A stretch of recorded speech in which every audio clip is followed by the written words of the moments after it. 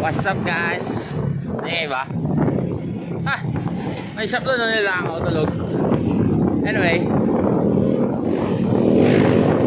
tayo ng binangonan para the RSB helmets na bigay ni Motoactive at ni Kang Helmets sa rin guys. Maraming salamat po Meron Kang, Sir Kang, Sir Red and Sir Carlos.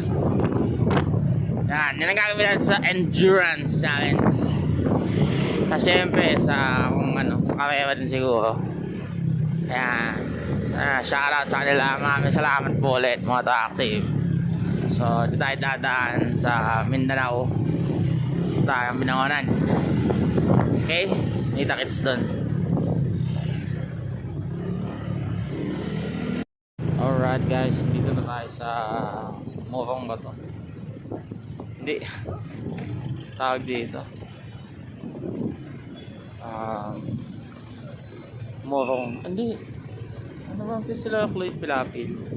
Basta ayan o, welcome to Binangonan na guys. Konti na lang, nandito na tayo sa Motoactive. Tayo helmet. Okay naman yung biyahe, smooth lang. Wala masyadong, alam mo yun. Tsaka kasama na si Awel Moto. Shoutout sa page niya. Check na yung channel niya guys ha. Oh, may nagagalit guys. Cheers. Dito na tayo sa Motoactive. Pre. Saan natin si Awel. Thank you kuya. Yes. Alright.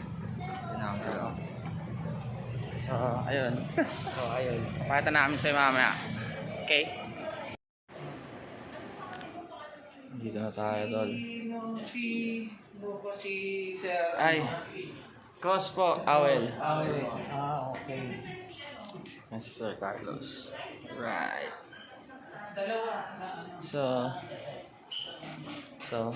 Yan sila mga helmet. Yan.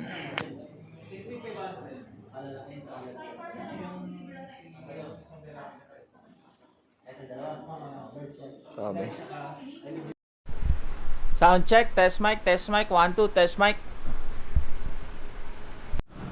Nandito tayo ngayon mga kainsan para sa another RSB helmet unboxing. Okay? So, syempre, first and foremost, thank you sa Motoactive, Kang Helmets sa RSB.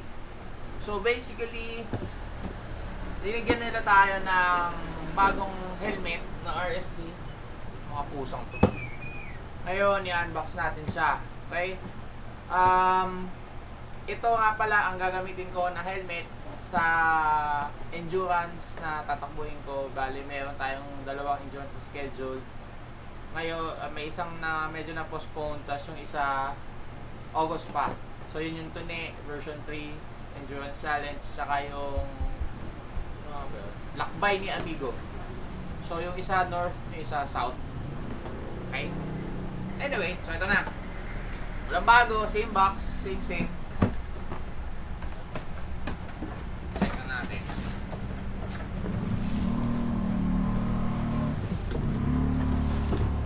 Same helmet bag din.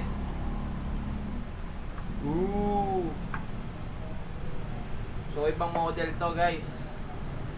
Ayan o. Hindi ba yung likod niya, di ba? Matte black, angas, di ba? Yan. Ay, nalaglag yung ano niya. Ewan ko na.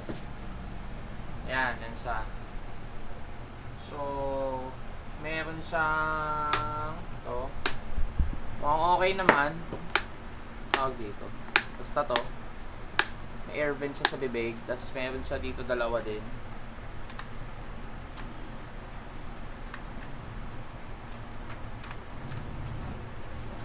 Simple lang siya. Matte black. Tapos, kinaibahan nito dun sa nauna, ito is dual visor. Tadang! So yan, dual visor na siya. Parang na si Shider, di ba? Hindi mo na kailangan mag-smoke dahil pag na-silaw ka, yan, meron naman siyang ganun.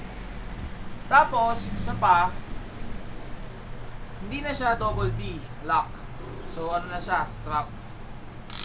Ayan, diba? Pero yung foam niya, ayan o, quality pa din guys. Quality foam.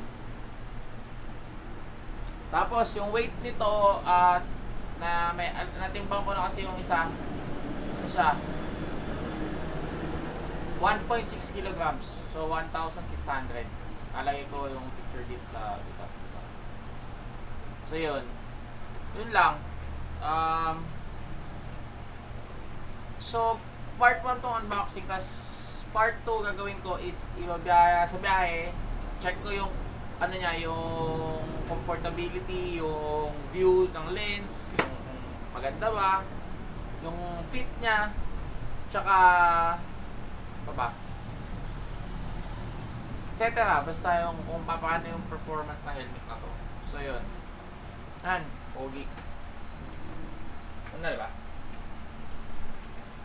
Simple lang. Ito tayo isang ganyan. Pakita ko sa inyo. Ito guys, oh. Ganda diba ng kulay? Angas. Ha? Thank you, Moto Active.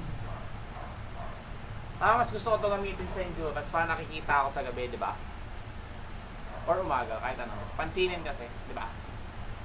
So to available to sa Moto Active stores, tsaka Kang Helmets. Meron din sa shop ko, Cross Racing. Google nyo lang, Google. Search nyo lang sa Facebook, Cross Space Racing. Ayan, dito ako sa QC. Meron tayong mga ganitong helmet, tsaka etc. Okay? Yun lang, see you sa part 2. Like and subscribe kung trip nyo, kung hindi, okay lang. Salamat!